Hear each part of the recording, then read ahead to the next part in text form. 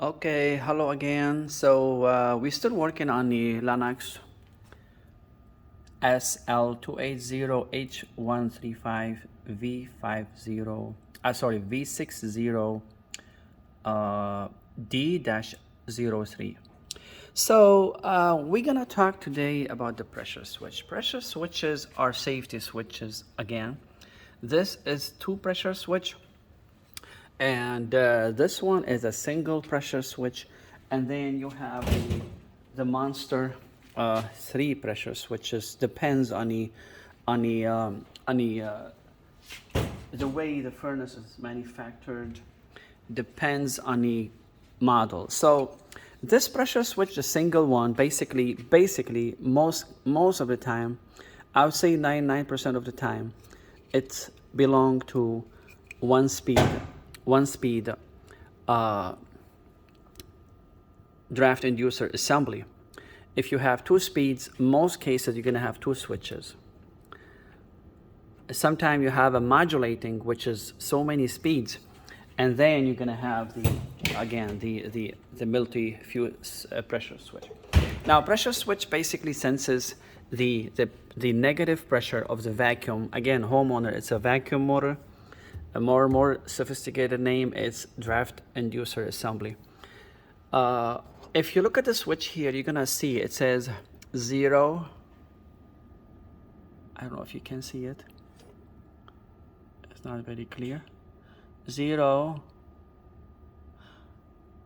35. So 0.35. So when this motor works and it's higher than 0.35 water column pressure, that means it's perfect. It's sucking the flame. By the way, the flame is here. I will show you later. The burners are here. This is a burner box. It's taken it's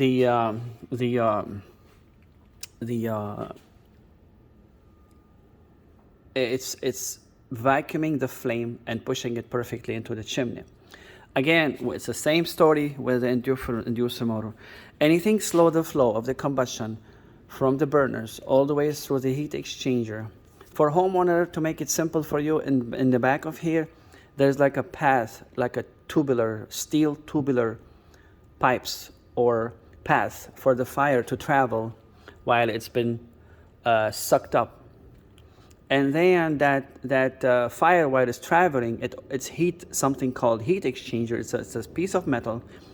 It will heat really high, and then the air will go through and pick up that heat and heat the house. So if anything restrict the chimney, anything happen with the motor capacity, anything that happen with the gas pressure, if it's too high, or something inside the heat exchanger is rusted, that pressure switch will automatically interrupt the operation, because it was going to tell the draft motor, hey, you're not removing the combustion very quickly, and the pressure is going low, so I have to stop. That's how it senses it through here. I did mention in the other videos that sometimes something can be clogged into this nipple. You have to poke it with something like a very fine needle or something, or toothpicks, because it will not, the pressure switch will not sense any pressure, and that's very common fault. I see it all the time. And then also, you can, if you want to see if it's plugged or the nipple is clogged or restricted, you remove the pipe and you blow through it. If it go free, you're good. A lot of time you do the opposite way. If sometimes the pressure switch can be stuck because there's a switch in there, and that switch close and open a zillion times in the heating season. You can remove this and blow in and out. You should hear the click like this. Sometimes just by doing that, you can release a stuck pressure switch. Now this pressure switch is dual, because this inducer motor has a dual speed, so usually they match each other. The first stage, which is low, will close one of these switches for low speed, and then when the second speed, which is higher capacity, for full capacity of the furnace, it will deal with the other switch. So it depends. Sometimes they say on the pressure switch, they say high or low or something to indicate belongs to where. Okay, so these are basically things you need to know about the pressure switch. Now, pressure switch, if you want to check it, if you can detect which stage you are in, basically you can test it. This is a normally open switch, so it's always open. The only time it will close right after the draft inducer assembly start working. When it starts spinning and it go full speed, it should in a normal operation should close one of these switches, depends on which stage. So what you need to do, you need a plier like this. Usually it's a stripper, but you can strip the wire. It's gonna give you a space. This is a client wire stripper. It will basically make a space for you. Now, if you are a technician, again, homeowner, I don't know if you want to learn these stuff. I believe it's too much for you. But if you are a technician, basically what you're gonna do to test if the pressure switch is closing or not, let's say you call for heat, the inducer motor comes on, the next step of the sequence of operation is the pressure switch should close. Now, while this running, you can test it. You close it. Same like if it happened in normal operation. You close it. Again, this is very, very like old-fashioned or simple way I'm doing it for. Usually the best way is put a multimeter here and multimeter here. If you read voltage, it's open. When this works and you see you have 0 voltage, you know it's closed. Otherwise, you can do the manual way. Again, when this runs, close it. And then if after you close it and you connect it, you jump it manually. If the furnace start, goes to next step, which is ignition, you're gonna see the igniter glowing here, and then the fire comes on. Now you know the pressure switch is not closing at a certain time, so you have to do what I did. Poke this, clean reset the pressure switch. Now the other thing that is also related to the pressure switch is, again, 9 out of 10 cases I have done. Again, it's not a pressure switch. Something is blocking or interrupting the flow of the combustion into the chimney. Again, could be motor is too old, the bearing is not moving freely, something is stuck here, or maybe in the chimney. Maybe the heat exchanger is so rusty, so the air cannot travel through the tubular heat exchanger. Okay, so these are the things you have to know. Again, if you put a new pressure switch, I would say, in my experience, 8 out of 10 or 9 is not a pressure switch. But again, I have seen cases it's a pressure switch. It all depends. What we do as technicians, we have something called, I forgot what they call manometer. Usually we put it here.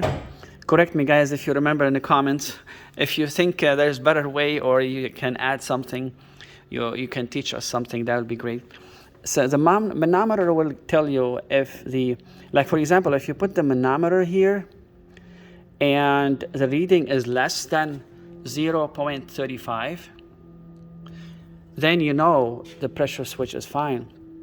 If we put the manometer here and it tells us it's like 40, 0.40 or 0.50 water column, we know the pressure switch is bad. That's something for technicians. And again, a lot of time, believe it or not, I'm gonna tell you something that nobody wanna tell you is sometimes it's stuck. You just have to do. You have no idea how many customers called me in the winter. It's freezing, like 10 o'clock. And I'm not like, it's not I'm lazy, but I told them, hey, do this. And they knock on the pressure switch, it works. And I don't hear from them for years. So these are most of the things you need to know. So pressure switch is very easy to be replaced. You remove this. And this guy, there's a screw in here. Unfortunately, this goes, it's in here. You can remove it. It comes off. I'll show you in a minute. You move this one. it comes off. Okay, it's very easy, and you put it back, right? You put it back. Sorry, I'm trying to do everything with one hand. You put it back like this, okay? And then if you get the new one, same thing. Now, when you remove the wires, be careful. I recommend try to find a plier, with a long nose. That will help you. Just 1 second, I'm trying to find it. You need a plier like this. It's a long nose. If you can't, try to use a flat screwdriver. Basically, you go like this, because a lot of times, believe it or not, I have seen some, especially the newer pressure switches who are made in other country, which is not really a very high quality. If you push it so hard, this can break. So just try to use a flat plier like this, or a flat screwdriver or plier like this, because it helps you to remove things. I think that's all for the pressure switch. Just remember the pressure, what do you call, Lennox parts. Usually, they have either they are 7-2 digits. Sometimes they are 2 digit and then letter. So usually that's how you can know the parts, if it's Lennox. I mean, it belongs to Lennox. Okay, thank you for your time.